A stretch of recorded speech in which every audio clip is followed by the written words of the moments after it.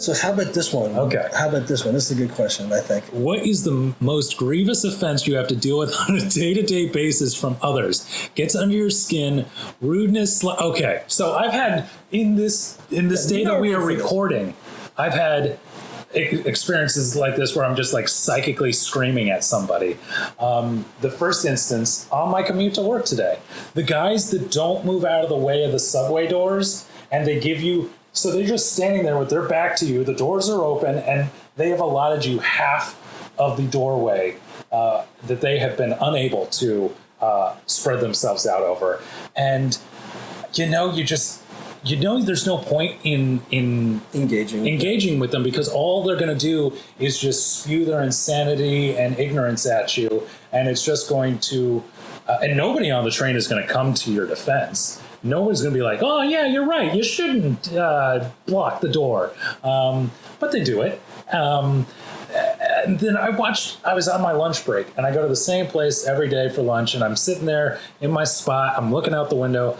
Did I mention I'm a creature of habit? I think I did.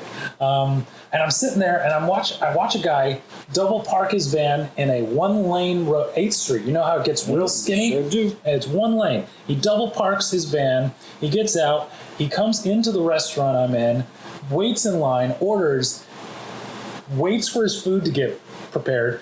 There's another person in that van. I can see them. And so he's avoiding a ticket.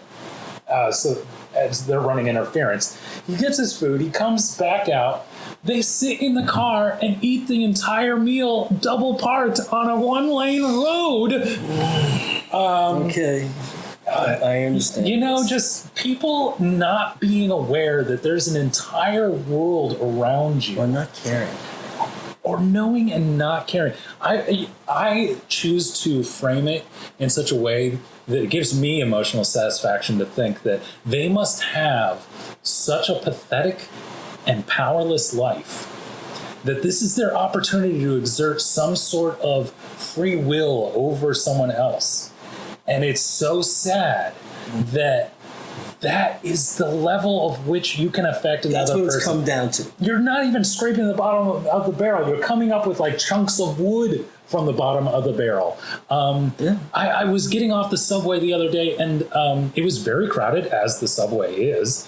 And this woman next to me, I guess she decided that I had bumped into her or something. I may have. I probably had.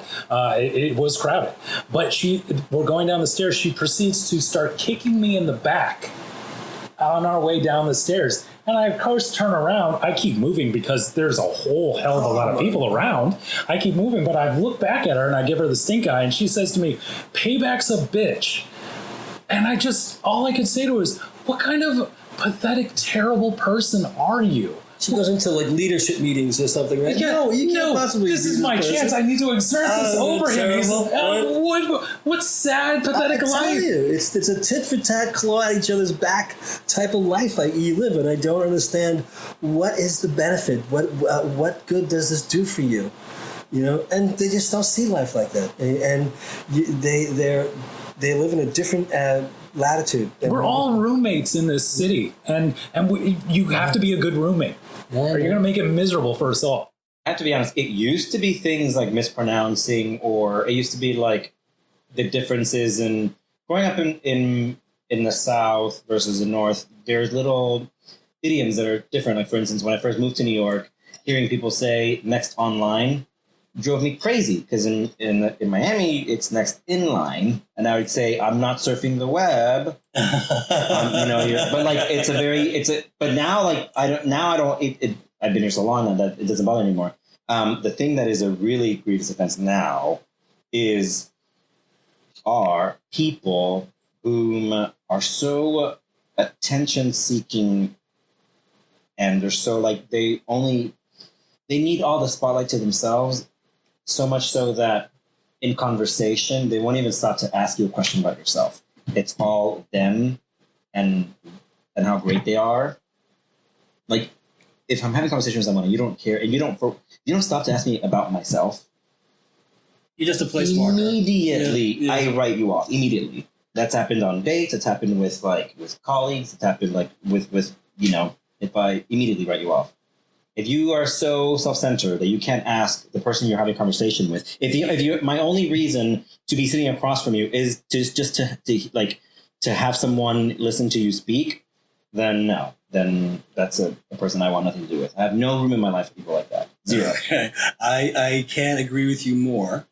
And it's one of a body of responses that I've gotten from people. But I've also been guilty of being pedantic to the point where like, it's not how you pronounce it. It doesn't make life better or worse. I hate people who chew with their mouths open. Okay. Disgusting. Like, how do you not see or hear yourself doing that? Like, not even just like sitting across someone and you can visually see them chewing with their mouth open. Oh yeah. You see everything, and then you just hear it, and it grosses me the hell out. And you know what? I deal with that on a daily basis. Really? Yes, I do. With someone at work, this person just chews with their mouth open. I don't understand that either. What are you, a cow? And we've all called it out, but it's just this person does not care. Just one of those people, and it's just like, well, we're trying to help you out there, buddy. You know.